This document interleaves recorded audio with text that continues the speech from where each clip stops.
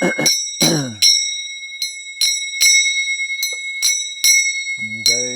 Radha Madhava Kunja Bihari Jaya Radha Madhava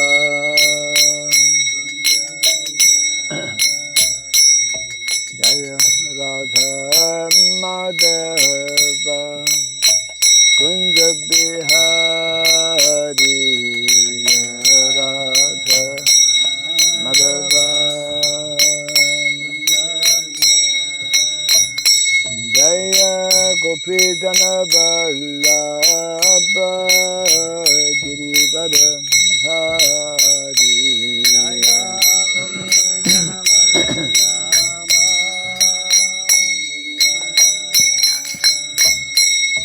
Jaya Gopi Jana Vallabha Girivara Hari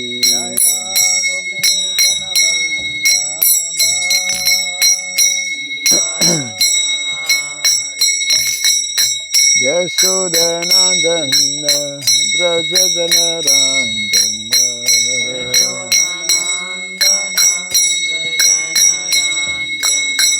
Yashodanandana Braja Janarandana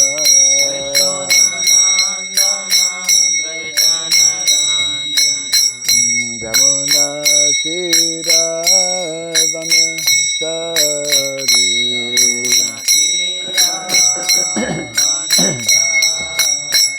Jamuna Tira Vanasari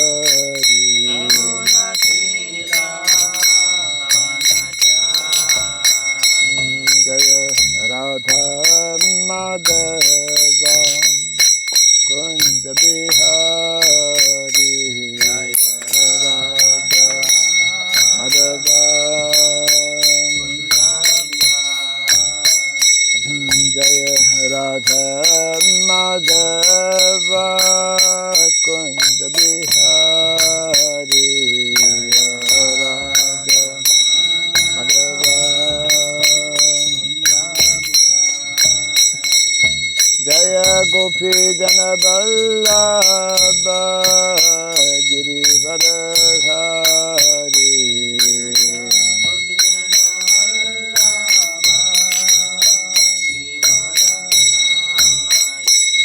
Jaya Gopi Jana Vallabha Girivara Hari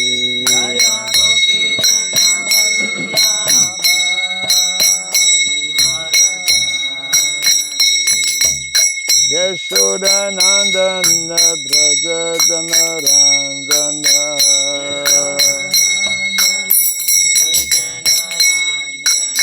Yashodanandana Braja Janarandana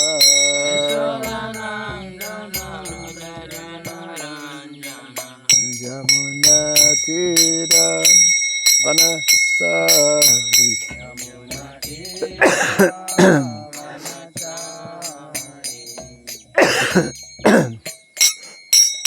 Jamuna Tira Vanasari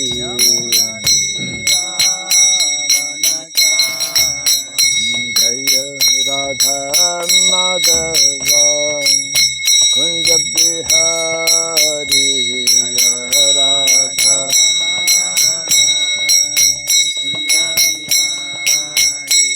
Jaya Radha Madhava Kunja Bihari Jaya Radha Madhava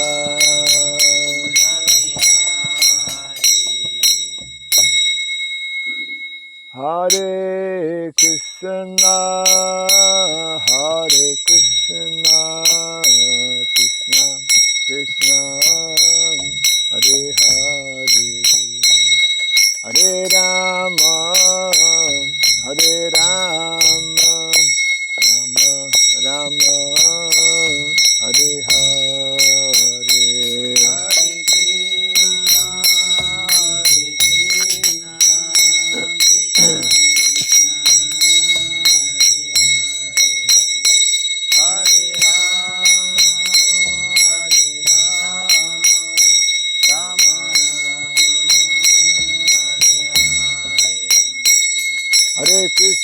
Hare Krishna, Krishna Krishna, Hare Hare, Hare Rama, Hare Rama, Rama Rama, Hare Hare.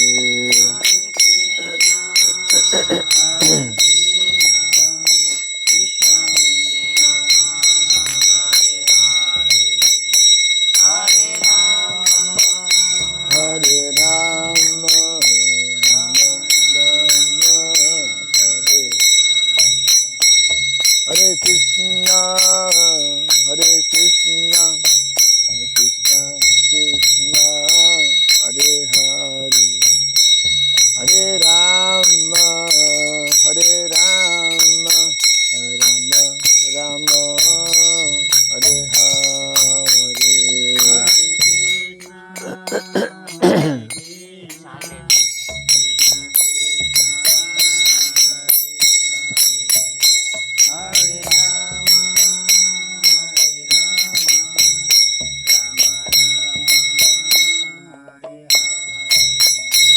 Hare Krishna, Hare Krishna, Krishna Krishna, Hare Hare, Hare Rama, Hare Rama, Rama Rama, Hare Hare.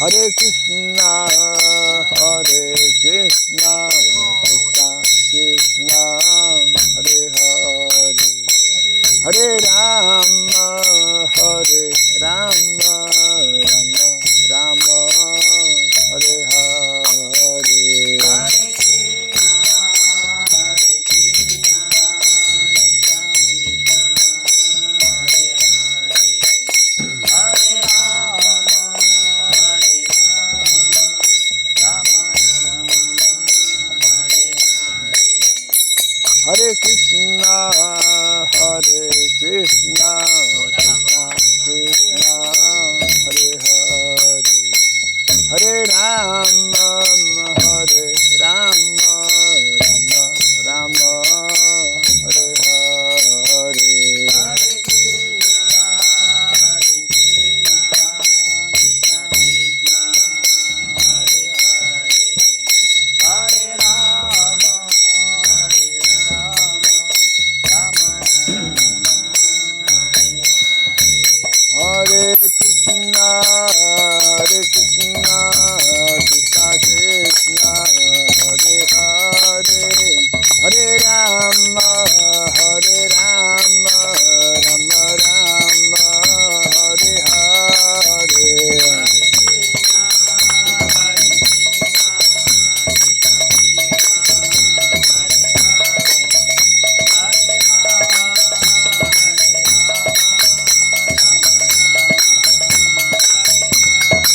Hare Krishna, Hare Krishna, Krishna Krishna, Hare Hare, Hare Rama, Hare Rama, Rama Rama, Hare Hare.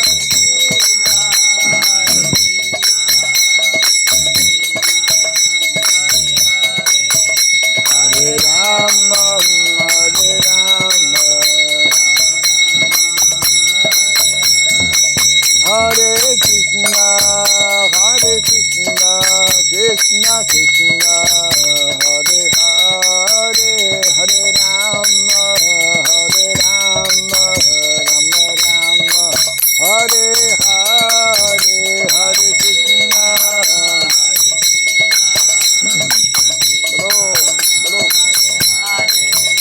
Hare Rama, Hare Rama, Rama Rama,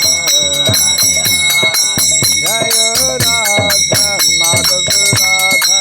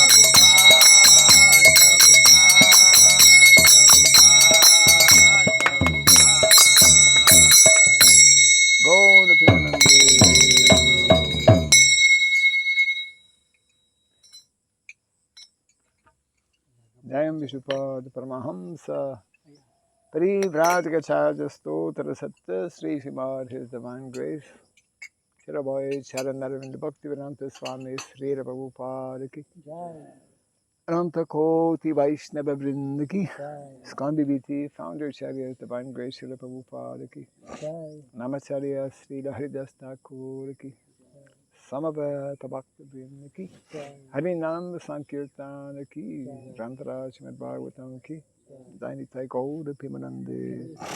All glories to the assembled devotees. All glories to the assembled devotees. All glories to the assembled devotees. All glories. All glories to Sri Guru and to Sri Gauranga. All glories to Sri Prabhupada Ki.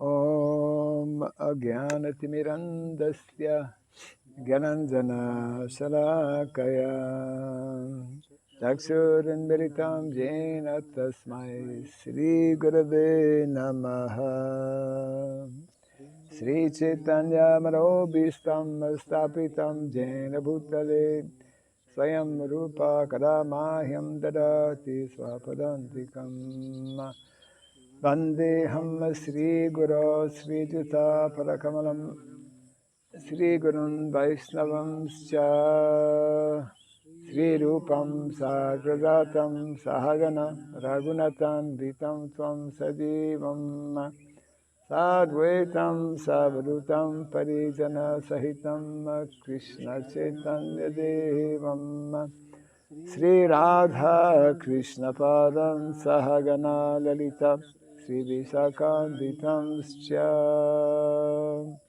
Hey Krishna Karuna Sindhu Dinabandhu Jagatpate Gopesha Gopika Kanta Radha Kanta Namostute Tapta Kancana Gaurangi Radhe Vrindavaneshwari Vrishabhanu Sute Devi Pranamami Hari Priye Vansakalpa Tarubhyasya Kripa Sindhu Vyaivacha Patitanam Pavanebhyo Vaishnavebhyo Namo Namaha Narayanam Namaskritya Naram Chaiva Narotamam Devim Saraswatim Vyasam Yato Jayamudirayat. Before reciting the Srimad Bhagavatam, which is a very means of conquest, let us first offer respectful obeisances unto Narayana, the Supreme Personality of Godhead, unto Narayana Rishi, the supermost human being, unto Mother Saraswati, the goddess of learning, and unto Srila Vyasadeva, the author. Nasta Prayasha Badreshu Nityam Bhagavata Sevaya Bhagavati Tamasloke Bhaktir Bhavati Naistiki. By regularly hearing the Srimad Bhagavatam and by rendering service unto the pure devotee, all that is troublesome within the heart becomes destroyed or practically to nil, and a loving devotional service unto the Supreme Lord, who is praised with transcendental songs, becomes established as an irrevocable fact. Idam Bhagavatam Nama Puranam Brahma Samhita Uttama Sloka Charitam Chakara Bhagavan Rishi Nishreyasaya Lokasya Dhanyam Swasthaya Namaha. The Srimad Bhagavatam, known as the Grantaraj, the king of all Vedic literatures, is the literary incarnation of God. It is compiled by the incarnation of God as Srila Vyasadeva. It is meant for the ultimate good of all people. It is all successful, all blissful, and all successful. Sri Krishna Chaitanya Prabhu Nityananda Shri Advaita Gadadhara Srivasadi Gaura Bhakta Vrinda. Hare Krishna Krishna Krishna Hare Hare Hare Rama Rama Rama Hare Hare. Om Namo Bhagavate Vasudevaya. Om Namo Bhagavate Vasudevaya. Om Namo Bhagavate Vasudevaya.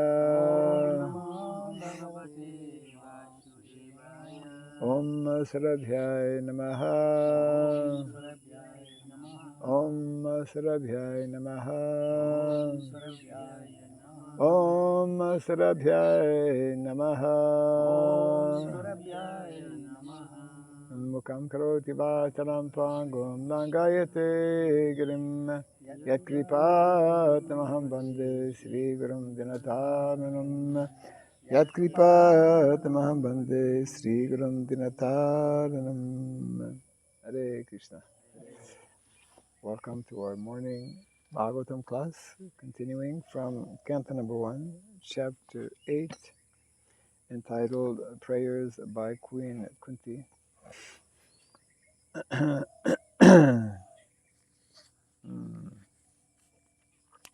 Yesterday we did 22, and now we're doing 23. Yatha Rishikesha Kalena Devaki Kamsena Rudhati Chiram Sucharpita Vimochitaham Cha Sahatmaja Vibho Tvaya eva nathena muhur vipad ganat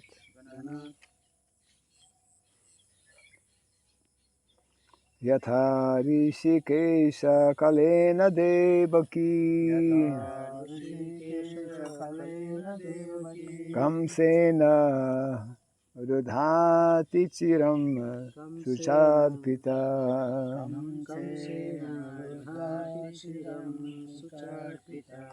vimochitaham cha sahat maja vibho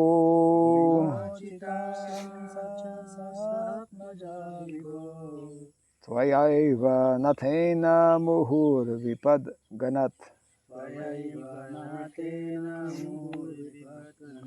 yatha Rishikesha kalena devaki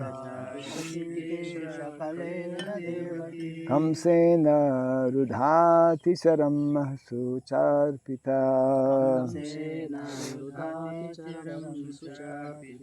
vimochitaham cha sahat maja vibho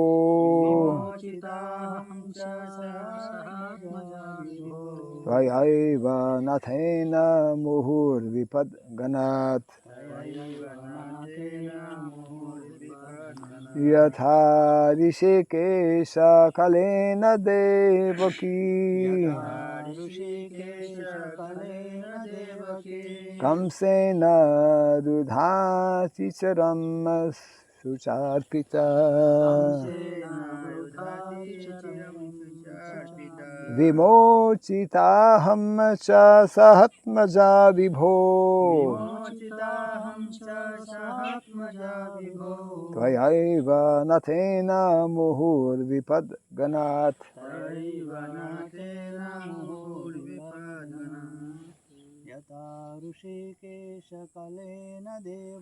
yatha rishikesha kalena devaki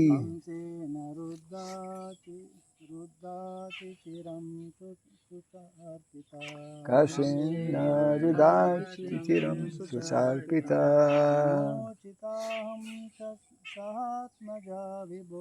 Vimochitaham cha sahatmaja vibho.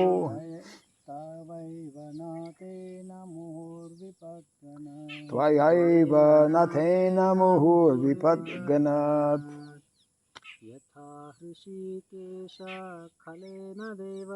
Yatha rishikesha kalena devaki. Kamsena rudhati chiram sucharpita.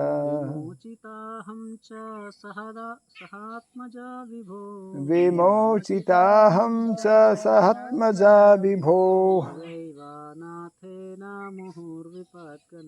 Tvayaiva nathena muhur vipadganat. Yatha rishikesha kalena devaki. Kamsena rudhati chiram sucharpita.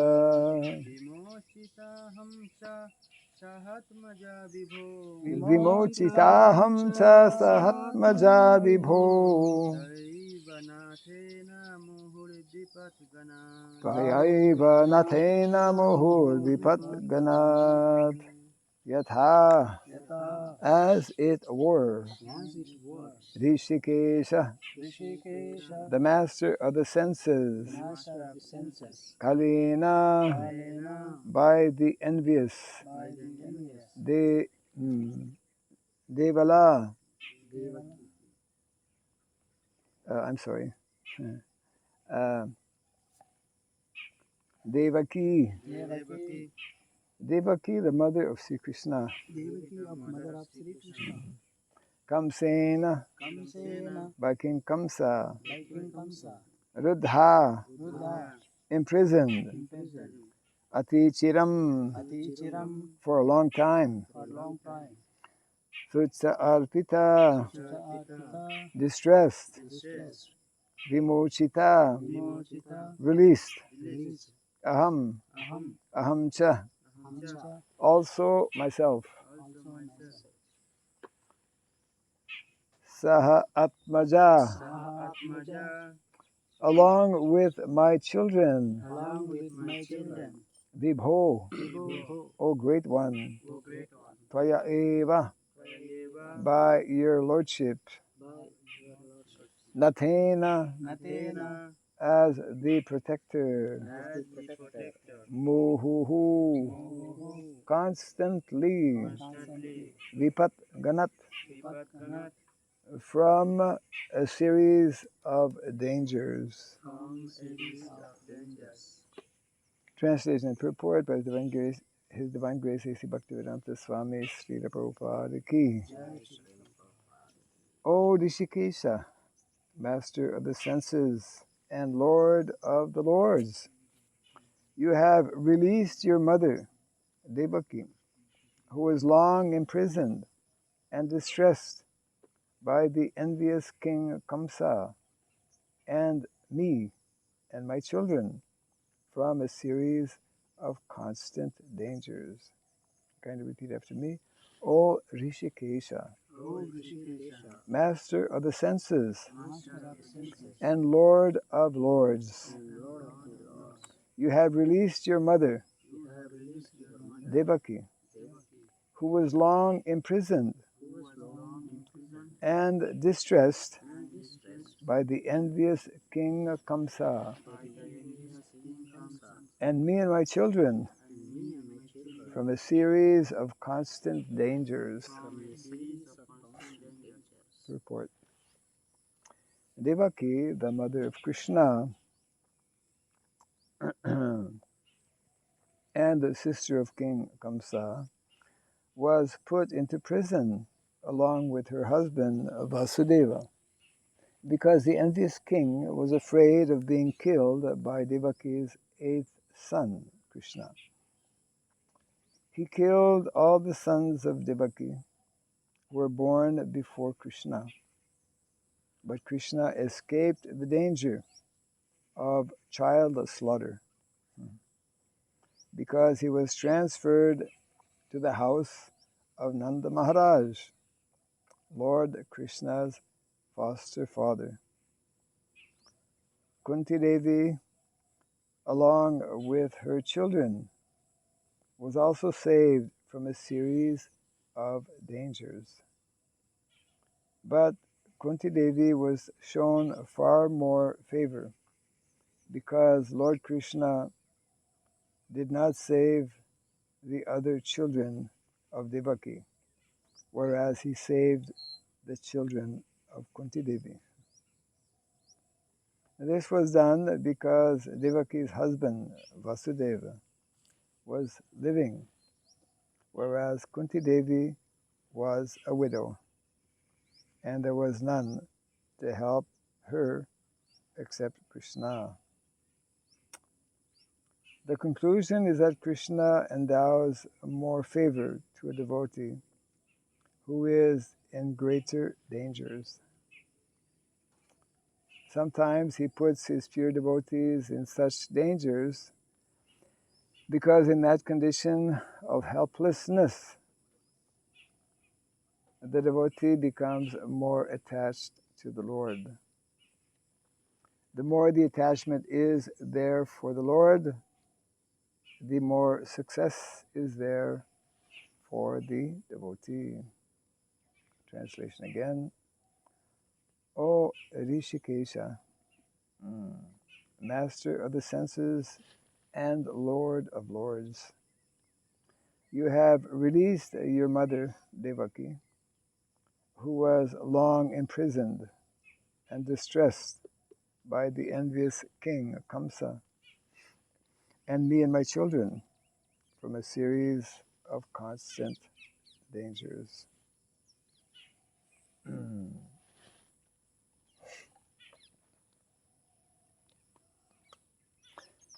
So here, Queen Kunti Devi is remembering the distressful condition of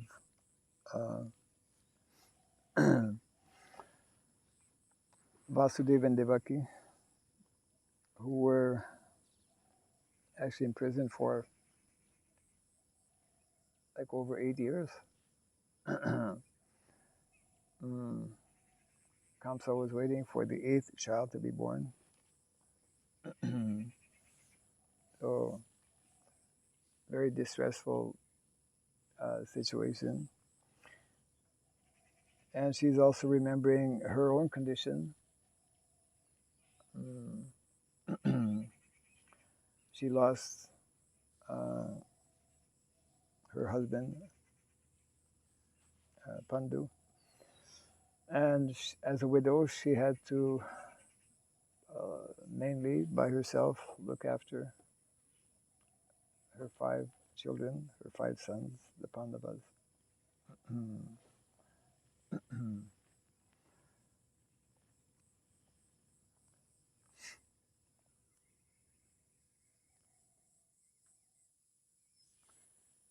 So, not only an example of Queen Kunti or Devaki and Vasudeva, there are so many examples of very great devotees, fully surrendered devotees. Srila Haridas Thakur, fully surrendered devotees, taken to a, whipped in marketplace. What is it? In 20, not just one marketplace, 22 or 24 marketplaces. Prahlad Maharaj, so many great devotees put into extremely distressful condition. And of course, Prabhupada explains how this comes up at different times as well. Why does the Lord, sometimes people ask, you're a devotee of Krishna, why does this happen to you? Why you put into so much distressful condition. So the main reason, there are a few reasons actually. One of the reasons, as mentioned here, is to actually increase the devotees' dependence, full dependence, and to increase one's attachment to the Lord.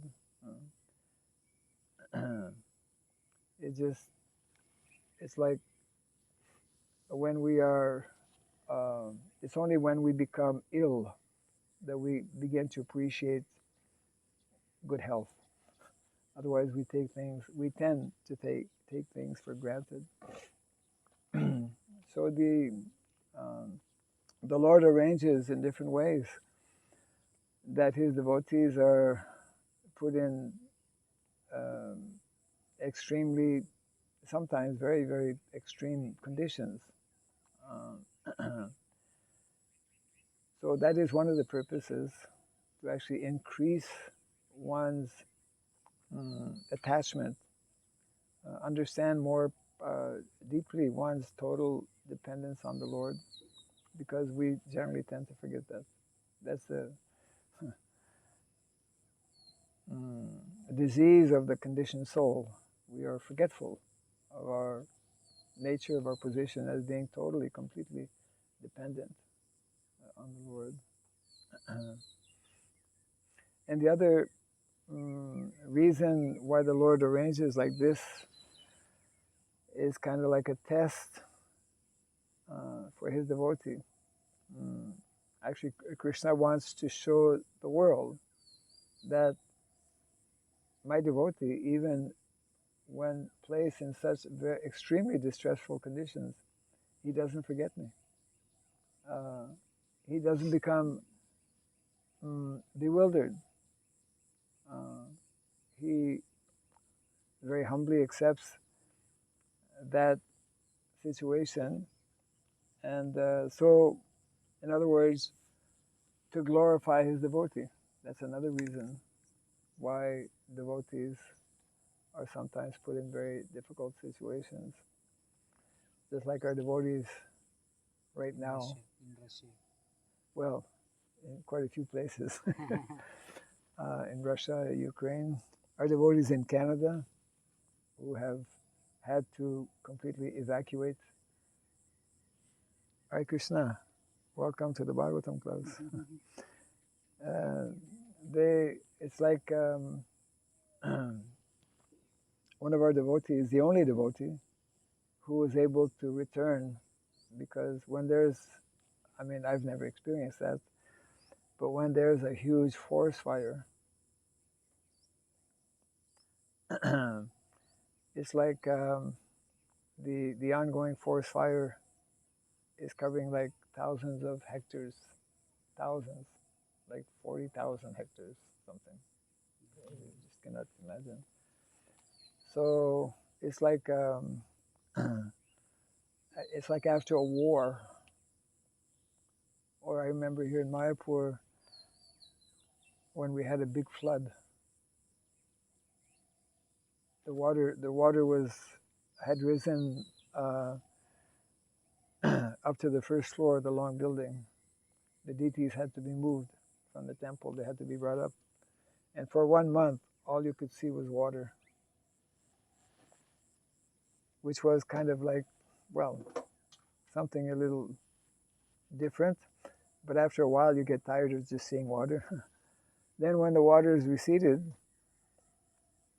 then all you could see was mud. It was like I remember, very practically like demoralizing. Everything was destroyed. Because especially Mayapur is very well kept in terms of gardens, so very attractive, and the fountain, in those days fountain was right close to the temple, etc. So our devotees right now are experiencing that, in different places, like especially because it's still ongoing. So why does Krishna allow this for his devotees, his surrendered devotees? So there are these different reasons are there. Another point that Prabhupada is mentioning here, pointing out how Krishna was more merciful, showed more favor actually to Queen Kunti than to Devaki, because Devaki lost her 7 sons, whereas Queen Kunti, she didn't lose any of her children, although put in a very difficult situation. And that was because she was a widow, isn't it? So it means that Krishna is, being the supreme personality of Godhead, being a person, he's very sensitive. He's very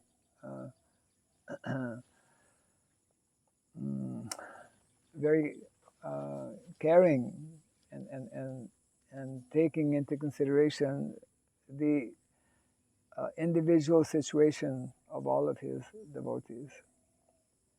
And according to everyone's individual situation, he reciprocates, he interacts, he arranges different, we could say, scenarios. We're all going through different situations. Everyone, without exception, we all have, people write their autobiographies. We all have our journey, so to speak, of life. But Krishna is there to actually, especially assist and guide his devotees. Although he puts them, as we're seeing here, as being explained by Queen Kunti Devi. So that is the, Prabhupada one time giving a lecture describing all these calamities that took place for Queen Kunti and for all of the Pandavas. Duryodhana was trying in so many ways to to kill them ultimately, isn't it? And yet, Prabhupada was going on and on explaining how, calamity after calamity after calamity. And yet, what was the end result? It simply increased their love and affection for Krishna. Isn't it? In the material world, people who are put in such type of difficulties, they start cursing whoever's up there, whoever's in control. I mean, people get very angry and disturbed because they can't understand that actually the situation in which we find ourselves in these bodies, wherever we may be, is a combination of, our karma, number one, or it is simply what is called the due to the sweet will of the Lord. But Krishna ultimately has a purpose for doing what he does, for allowing different situations to be created, which very often is not so easy for us to understand. The Lord acts in ways which, because he has a plan, and ultimately that plan is to bring all conditioned souls back to to their natural position, their eternal position of being humble servants of the Lord. And once we understand this, once we understand that that this is our nitya siddha, our eternal and natural quality, Krishna Bhakti Nitya Siddha, Sadhya Kabunoy, then regardless of where we are or what situation we are put in, we we simply act on that platform of being humble servants of the Lord.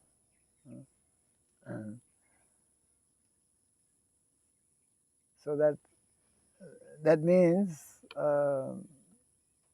the position of, since we're talking about Sharanagati village, the word Sharanagati is very significant. It means ultimately full surrender.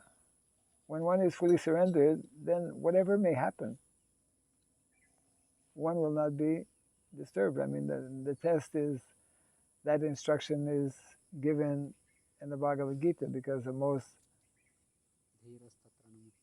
yes, the most challenging moment for all of us, which we are meant to prepare ourselves every single day, is that critical moment of leaving this body, where ultimately we are on our own. So dhira, sober-minded, the devotee never, a fully surrendered devotee, never becomes bewildered. Or sometimes he may be put, just like Arjuna. Arjuna was put in a bewildering kind of situation, but our acharyas explained Krishna arranged for him to be temporarily in that confused state of mind, so that the Bhagavad Gita could be spoken, and all of us have the benefit of those instructions given by Krishna. So, as will be shown, as is being demonstrated in these very wonderful prayers of Queen Kunti Devi, she is going on and on, actually, in glorifying the Lord and remembering him here as Rishikesha, master of the senses, the Lord of the Lords. She fully understands the Lord's position, and therefore, the more we understand Krishna's exalted position, then we can understand our position. Isn't it? The more we understand Krishna's greatness, Krishna's opulence, Krishna's very unique qualities, etc., then we can begin. Then we can begin to understand how we are very small and insignificant. But we also understand the great fortune that all of us have. I mean, we have been created by the Lord to actually eternally be with Him, and to be eternally engaged in His loving devotional service, which is what is giving the full satisfaction and happiness, and that only, actually, only such type of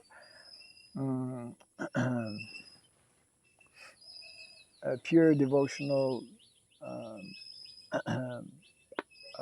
attitude. Srila Prabhupada would often point out and stress how foremost quality, and we can see that easily, either in ourselves or in others. You know, what is it? One of the foremost, so many qualities, of course, are there, but this one particular quality we can observe whenever we come in contact with devotees, or when we live with devotees: the service attitude. Service attitude means the mental disposition of an individual. Just like one devotee was asking Srila Prabhupada many years back, you know, you were fortunate to have interaction with your Guru Maharaj. So the devotee was curious to know what questions did you ask? You know, and then Prabhupada replied, I had only one question: how can I serve? How can I serve my spiritual master? So this is directly connected with service attitude. One who is clearly understanding that my only duty, my only business is to engage in ultimately serving Krishna, but I cannot directly so easily serve Krishna. So I serve Krishna through his representative, the spiritual master. I serve Krishna through his dear devotees. I serve Krishna through what is also dear to Krishna. Actually, the whole material energy which is created by Krishna, the land, all the different species of life, and of course the cows in particular. So whatever is especially very dear to Krishna, if we are conscious of that, then Krishna naturally takes notice. And therefore, Prabhupada, he would explain, the general tendency of devotees, neophyte devotees, is, and devotees will ask that, how can I see Krishna? I want to see Krishna. Well, Prabhupada would answer, stop trying to see Krishna. You should rather endeavor to act in such a way that Krishna will see you. How you are sincerely endeavoring to engage in his devotional service. So we somehow need to come to that platform, to that understanding, that because the material world, as Krishna is reminding us again and again, is totally, especially in Kali Yuga, unpredictable, isn't it? This body that we have, we come to know more and more as we get a little older. Anyone who's past 50 or getting close to 50. I mean, after 40 is like when the wonderful dwindling stage of life, which is the the last stage before the final stage, which is Haribol, So Prabhupada actually explained in the purport to Bhagavatam that old age for most people is like horrible. It is, actually. I mean, things just don't work as they used to, and you can't hear properly, can't see properly, cannot digest so many things. But at the same time, Srila Prabhupada mentions in the purport, in the Bhagavatam, how old age is, for devotee, is an impetus, actually, for being very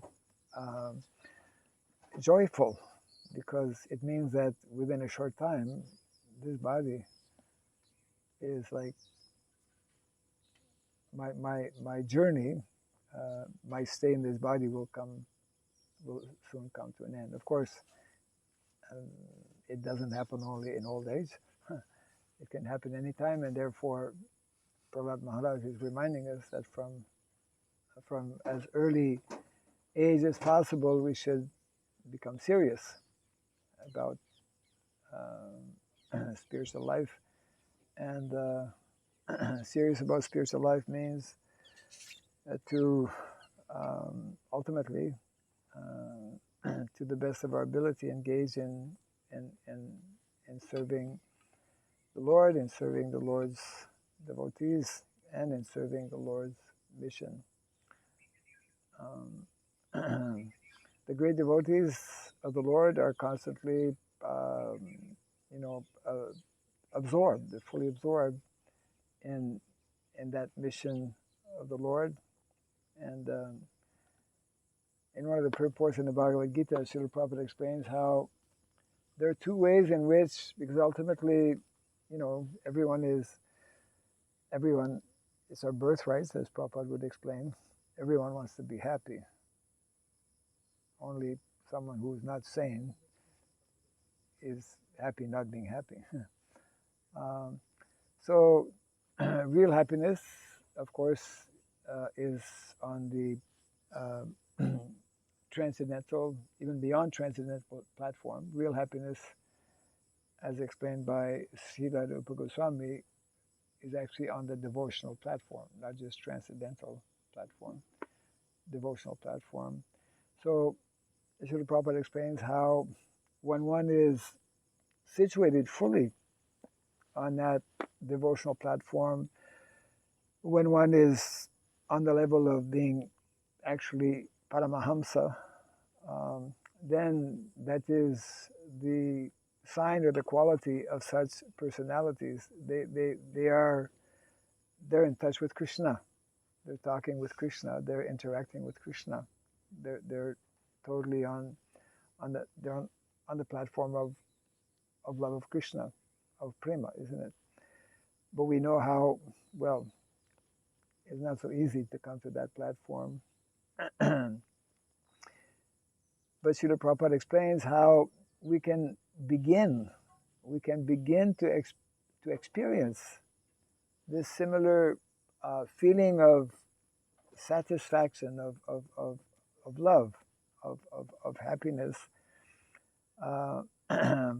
by fully absorbing ourselves, by fully engaging ourselves as devotees who are meant to be surrendered to the Lord's instructions and to the acharyas' directives, etc. By fully absorbing ourselves in the mission of the Lord. That I remember when I read that, I thought that's very interesting, because we know it just takes a long time. I mean, generally it takes many lifetimes. Mahaprabhu's mercy is there. We can attain that. We are told by our acharyas, even in this lifetime, but even we hear this, we know it's not so easy. So the other option is there. It's good when you have options, you know. So the other option is to try and understand what is the mission of the Lord, what is the mission of life, and specifically what is presently in the world today, because Krishna comes at different times. He sends his different representatives, and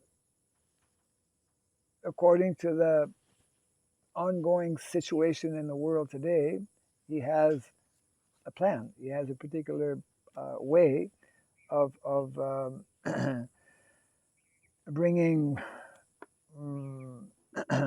the right solution to the maximum, for the majority of people. And of course, that is the Sankirtan movement of Lord Chaitanya Mahaprabhu. But it needs to be especially understood in the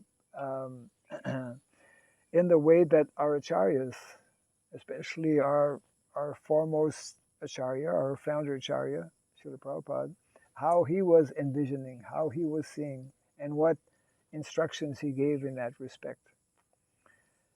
And the more we do that, then the more we actually are falling in line, the more we are directly becoming connected with Krishna, because Krishna and Krishna's mission are not different, isn't it? So we come in contact with Krishna actually by endeavoring to fulfill the mission of his pure devotee, of his representative, and in our case, it's our founder Acharya Srila Prabhupada, who, as we know, indicated that these books that I have written, that Krishna helped me to write. Actually, I didn't write the books. Krishna was dictating these books, the content of these books. They will be the guiding light for the next 10,000 years for all of humanity, isn't it? I mean, there are other books as well, and Prabhupada also did recommend that we read other books, but these are like I would say, foundational books, especially for all those who are connected with Chaitanya Mahaprabhu's movement, and very important for us to try and understand, deepen our understanding more and more. So that's why in the last maybe 1 or 2 weeks, I was given an opportunity to do a little bit of what's it called, soul searching, in connection with the 7 purposes of ISKCON, 7 purposes that Prabhupada put actually in his papers of incorporation when he, I think you were mentioning there are more purposes actually. Huh? When I asked Praladnamar, yeah. 18 or 19. Yes, yeah. Actually, very interesting because I didn't go through fully in details, but we know that Prabhupada at different times, very interesting actually, at different times he gave instructions. He kind of like revealed his vision. To me, especially in the Gita Nagari, to me this is like foundational vision that Prabhupada expressed, which actually, if we look at it closely, is what he did when he went to the Western world, and so that goes back like 1956. But then I didn't know at the time, that's in the essay Gita Nagari, that the same 4 basic principles that he called movements that are meant to be understood as phases. We have to be conscious. 4 phases which are interconnected, interrelated. It's like you can't have one without the other, or one leads to the other. And this is like crucial. This is like essential, but we're missing it to a large extent. And that was reconfirmed actually in 1949. So we're going back even further. 1949, most important letter. I was not aware of this many years ago. A letter that Prabhupada wrote to Dr. Patel, the then Deputy Prime Minister for India. And he outlines very clearly, that's where it's like word for word, these expressions Prabhupada summarized, 4 basic, he called the movements: Sankirtan movement, temple worship movement, spiritual initiation movement, and classless society movement. They're right there in that 1949 letter. And they're pretty well repeated the same also in 1956. But even before 1956, because more recently in this research, I was looking, 1953 is when Prabhupada wrote the League of Devotees. And it's very interesting because there again also Prabhupada, he's establishing a society, League of Devotees, registered. And the first purpose is in connection with spreading Krishna consciousness, and very similar to the 7 purposes. And the second one is connected with organizing society, which means Varnashram. And of course, in those 8, then later on in New York, only 7 of those 18 or so, right, purposes, 18 he mentioned? 18 or 19. 18 or 19, yeah. So I believe they are described as primary and secondary purposes were being invaded. Yeah, happens. They're very friendly. Yeah, I know. So in those 18 or 19 directives, when Prabhupada begins to, then he says there are secondary purposes. And in that particular list, the first of the secondary is connected with society, organizing society, which means actually varnashram. What I'm saying is that actually there's a whole consistency, and that's why, because the majority of us cannot so easily or so quickly attain that Paramahamsa stage of just, being completely absorbed in remembering Krishna and like that. And in many ways, that's why our Gaudiya Vaishnava Acharyas, especially Srila Bhaktisiddhanta Saraswati Thakur, gives so much emphasis on this aspect of Gosyanandi as opposed to Bhajananandi. Both are valid, but are from the time of Srila Bhaktivinoda Thakur, and that was especially taken up by both Srila Bhaktisiddhanta Saraswati Thakur and our own founder, Acharya Srila Prabhupada, preaching. Gosyanandi means preaching. Preaching doesn't mean only being out there on the street and distributing books. That is preaching. Preaching means actually many things. This whole dimension, which again is not, unfortunately, very much understood in terms of establishing communities, in terms of varnashrama, that's also preaching. And at this particular junction of where we are in the world today, that's a crucial element, crucial aspect of preaching, because the whole world is very fast, just like the whole social context of the whole social situation in the world is very quickly deteriorating, breaking. It's just like, a high-rise building, after so many years, you'll start seeing cracks. And after sometimes you'll see more than cracks. I mean, some portions of the building will start falling apart. And it's only a matter of time that actually your building is going to collapse, isn't it? So, not that we are, what do you call it? Not that we are advocating like doomsday, but I mean, Prabhupada did use that word.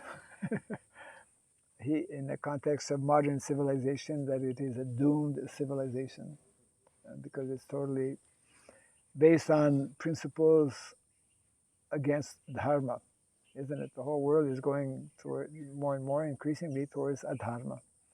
So the more you go against what is there in the Shastra, then the more things become chaotic, because it goes against nature. It goes against dharma means nature. Dharma means what is the law. The law, nature's law, and nature's law, you can't just play with nature's law. If you're going 60 miles an hour down the highway, you just can't go in the other lane and not expect that you're not going to crash. So when we go against the laws of nature, we create very destructive and chaotic situations.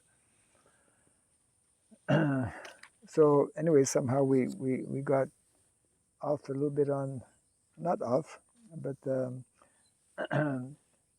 whole idea, which is being conveyed here, is to be developing this mood and mentality of being fully surrendered to the Lord, and those who are fully surrendered are those who have reached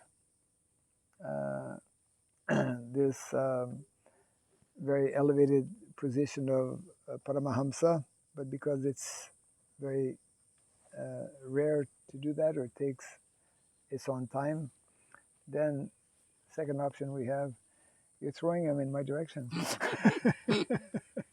Fortunately, he went under. Anyways, is to, Prabhupada was in both situations. He was unique. Prabhupada was on the level of Paramahamsa. And then, of course, he mentions that sometimes those who are on that very elevated platform, they'll come down to the Madhyam Adhikari platform, which is the preaching platform. So we don't have to worry about coming down, but we should try to come up from the Kanishta mentality, which is more materialistic and neophyte, to the preaching platform, which is that of Madhyam Adhikari. And we have, Prabhupada has given us unlimited opportunities to do that through the various instructions he has given. And we can get guidance and inspiration by reading these various descriptions that are there, of course, in the Bhagavatam, in particular, these prayers from Queen Kunti. We can take a few minutes if there's any comment or question. Yes. The service that devotees have, like for example, Maharaj Yudhishthir had the service of governing the whole country, and then at a particular time he said he dropped it all. Yep. And as soon as he heard, and he said, "I'm going." So, to what extent these duties are like, what do you call it, subservient, or more, which is to be done? Did he do a proper thing to actually quit everything? Like when he could have continued for a longer time and prepared the world better for. Well, whether Yudhishthira Maharaj, you're taking this example, who had, we call it, worldly duties. He had responsibility as a king. Actually, he was not just king; he was emperor of the world, as described. And could he not have continued in performing those duties? He could have, but he chose, I would say, the appropriate time, because by that time, when he took that decision, that was like approximately 30 years after the Battle of Kurukshetra, which means that Parikshit Maharaj was about 30 years old, which means that he was very much ready and qualified to take up the responsibility of being the king, because when Yudhishthira Maharaj took that decision to leave the kingdom, and all of his brothers, the Pandavas followed, then he enthroned Parikshit Maharaj. So actually, it's interesting. In the light of the Bhagavat, very important book that Prabhupada wrote in 1963, which also has some directives in connection with Prabhupada's vision. Prabhupada, he explains in that book that modern politicians should retire at the age of 50, which is very different from what is going on in, whether it's America or India or whatever. In most countries, politicians just continue as till they practically are about to leave their body.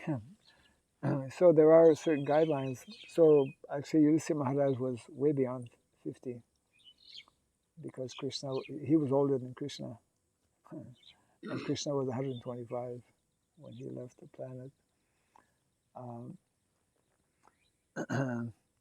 So other thing also is that in the context of let's say Vedic culture and Vedic Vedic sociology, which is how society is meant to be governed, those activities, so-called seemingly material activities or mundane activities, for those who are performing them in the proper consciousness, they're not material activities, isn't it? Yeah. That's why Srila Bhaktivinoda Thakur nicely explains in his Sajana Toshani, how all the activities that are performed within Daiva Varnashrama, when they're properly performed, when they're performed in proper consciousness, they don't incur karmic reaction, even though they are seemingly external. I mean, devotees go and shop every day. Seems like a material activity, but we're shopping for Krishna. We're doing so many things for Krishna. All of those activities that are performed for Krishna are devotional activities. Of course, the quality of those activities will depend on our level of consciousness. So that means that even those activities performed by Yudhishthira Maharaj, who is pure devotee of the Lord, all those administrative services, and that's what we are meant to teach actually in our Varnashram college, that whether you're Brahmana or Kshatriya or Vaishya or Shudra, when you know that actually the primary goal and purpose of life is to engage in devotional service, so regardless of which Varna you belong to, whatever service that is in keeping and supported by Shastra, then that that is also that is devotional service. So in two ways, it's like it was Yudhishthira Maharaj felt it was a time that he relinquished his responsibility, and so yeah, I think he did the right choice. When one's service, you said service attitude, Prabhupada says, is the most Yes. important thing. When one's service is hampered, then one is it the time to relook into one's service, or to rethink whether we should change I mean, maybe upgrade or downgrade or whatever. Right. When one's service is hampered, every situation has to be kind of assessed and analyzed on its own merit. And just like we're reading how even in the lives of devotees, Krishna puts all kinds of like very challenging situations. But there may be situations where one may need to change one's service for different reasons. It's like when Prabhupada came back from America, and one of the reasons he was very successful in America was that he had introduced, the chanting of the holy name, Sankirtan. I mean, our whole movement is Sankirtan movement. But when he brought his first batch of devotees and started touring in different places, Prabhupada actually, because devotees went out, but people were not able to appreciate, so Prabhupada actually stopped temporarily Harinam, and he focused on other activities. He focused on home programs. He focused on devotees going out and doing. That's when he introduced life membership, for example. So Srila Prabhupada was able to adjust, and we all have to adjust in our various situations. And sometimes it's very obvious, very clear what we need to do. Other times we have to look at it more closely. We might even need to consult with some senior Vaishnavas to find out, should I abandon this particular service and take up another service? So I think it's like a very individual decision that needs to be taken, looking at the various factors that may be there. So sometimes, yeah, problems or difficulties or challenges that may be there in executing a particular service may not necessarily mean that we have to change the service. Maybe we have to change our mood or our mentality or something. In other situations, Hare Krishna, it might be better to change service. Yeah. I don't think we can give a blank statement that every time there's a challenge or whatever that we have to change service, but sometimes yes, sometimes no. Yes. Just yesterday, I have a discussion with devotees, and that was bringing up this topic, and Okay. there was a question that chanting Harinam as a service naturally is given by Lord Chaitanya, given by all the acharyas, but still there is another principle when you have spiritual master to whom you fully surrender, then you are the master's dog. So maybe the spiritual master and definitely the spiritual will give you different services, which you have to learn to balance between. There are general services, chanting 16 rounds, but and he says minimum 16, but also you have part of your mission, and then devotees discuss how much from this service, how much from others. It's like a menu. You create a nice food, but you have to decide how much spice you put, how much potato, how much different Items. vegetables, and the expert learns from the other expert. So we become a guru sevak, and then we have to develop that skill how to become better and better guru sevak. Like I remember Bhaktisiddhanta Saraswati got a letter, a long letter from his Shiksha Guru, not from his Diksha Guru, but Shiksha Guru, Bhaktivinoda Thakur, that you should focus when I am not here. When Bhaktivinoda Thakur went to the Samadhi, or he started just really do his bhajan, before that he sent letter. And also we know that many disciples got some very precise letter from their Guru. Okay, Yes. if I'm not here, that's your main Seva. focus. So I think that is the principle we have to learn and ask for it. Ask for your Guru Maharaj. What you think, Guru Maharaj, from this state, what is my main service, Right. and what are my space for serving you. Right. And that's I think the living practice. And if someone has spiritual master who left the world, still we can ask. Right. The spiritual master can answer without having a Physical presence. contact. Yeah. And also we have some good fortune to have sadhus around us to have the same thing.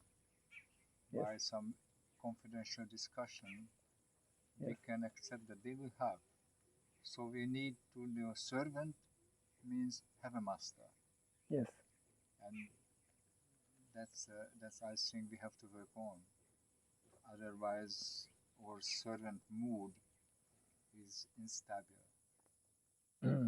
Yeah. Like I learned just chanting. You start to chant, and not every day is a very easy thing. So then what you do? A servant will not stop, but a servant will study. Okay, today that chanting is not the highest level. So what to do? What I learned from my gurus, what I learned from my guider, and then I go back. Okay, have a 10 minutes break, but not go to sleep, but go to study. Right. And do you have a nice note? Okay, in this case, I have to learn, go back, and then okay, refresh yourself, stand up, and then like let's try how you continue. Right. So that's a servant.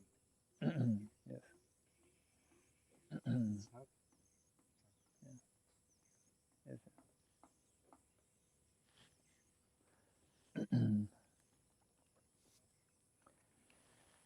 Okay.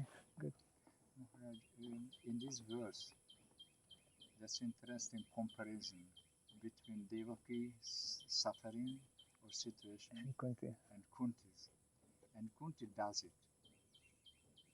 It's a quite interesting how Kunti Devi brings this up very in a subtle way. You mean what Prabhupada is referring to in the purport? Yeah, Yeah. It's definitely brought up by Kunti Devi herself, when she put first devotee and then protector and then myself Right. with my sons. It's very interesting Yeah, how Prabhupada shows this structure of this prayer. Right. What is in the thought of Kunti Devi, that's Prabhupada Yes. telling us. Right. And she is not a selfish person that showing I've suffered more, but she want to teach us different kind of sufferings or different kind of situations shows how much mercy the Yes. devotees got. Like Narada Muni have a famous research how much mercy different devotees want to Correct. find. Yeah. The, But it would be interesting to see if this particular, because in different purports given by Srila Prabhupada, some are his like personal realization and some are like taken from other acharyas. yeah, sure. Yeah. But of course it's all Yeah. the same line, basically. Yeah. Of course, he helps us to get all the acharyas purport in the right way, in the right situation. Correct. He just select. There are much more which he brings in one of the other purports. But he selects for us. Okay, Correct. that's from Jiva Goswami, that's from Bharata Vijayabhushan, that's for Sanatana Goswami. We don't know when we just read Prabhupada's purport. Oh, nice. Yeah, right. But when we study the different purports of Bhagavatam, then we say, oh, Prabhupada wrote it Right. for us nicely. Yeah. And the last thing, my question that which you started about this seven purport. Yes. I would like to see someone study how Prabhupada brought from different acharyas and put it in a nice way for a summarized seven purports. Like Jiva Goswami was first who systematically studied. Yeah, actually, we actually have to begin 500 years ago. Yeah. So that's like probably a double PhD. Yeah. I would that would be very interesting. Yeah. Because but to really show that Prabhupada was not just. Yeah, right. No, I mean, because it's, I think over the years, including Srila Bhaktivinoda Thakur, different acharyas, beginning actually with our original acharyas, I mean, the Goswamis, who took, of course, inspiration from Lord Chaitanya Mahaprabhu. They had that whole vision, Like the Sankirtan started by Lord Nityananda. Yeah, correct. And Haridas Thakur, but sent by Sri Chaitanya Mahaprabhu. Yeah. So that's Sankirtan origin. Right. And book distribution started with the Goswamis. Yeah. Right. Door to door preaching started. Jiva Goswami sent the same person. But not only that, just like now we sent our book scores, they were sending book scores. Yeah. One devotee shared that some time back. It was like, I forget, Narottam sending a letter to Jiva Goswami in Vrindavan that, okay, I distributed some in the last 1 year, because you wouldn't do that every day, no computers. But they would send letter that we distributed this book and that book. There's a letter like that. Nice. From, so that's put together. Yeah. 7. Right. No, that would make a very powerful. And the 8th chapter, how they are synthesized in one great institute, which we have to be proud of. Right. In Prithu Maharaj's, after Prithu Maharaj's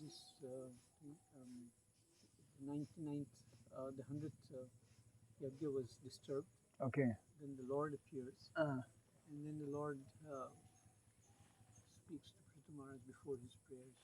There is a verse in which the Lord himself says that you have to perform your swadharma and swadharmena nityena and then serve me. I mean, do devotional service also. Okay. So through your devotional service, through your swadharma. So we have to go back there, huh? I thought we could get away by going just 500 years. Now you're bringing us back to Prithu Maharaj. Yeah, of course. We need more than 1 or 2 PhD research. But yeah, of course. It's a whole, I mean, we have to go back to Krishna speaking Bhagavad Gita also. Dharma samstapanarthaya sambhavami yuge yuge. Okay, it's like action time. The mode of passion is about to kick in. Oh, goodness. Yeah. But the next phase of service. Jai Grantharaj Srimad Bhagavatam ki. Jai Srila Prabhupada ki. Hare Krishna. Go to Premanandi. Yeah. So then, Oh, Maharaj ki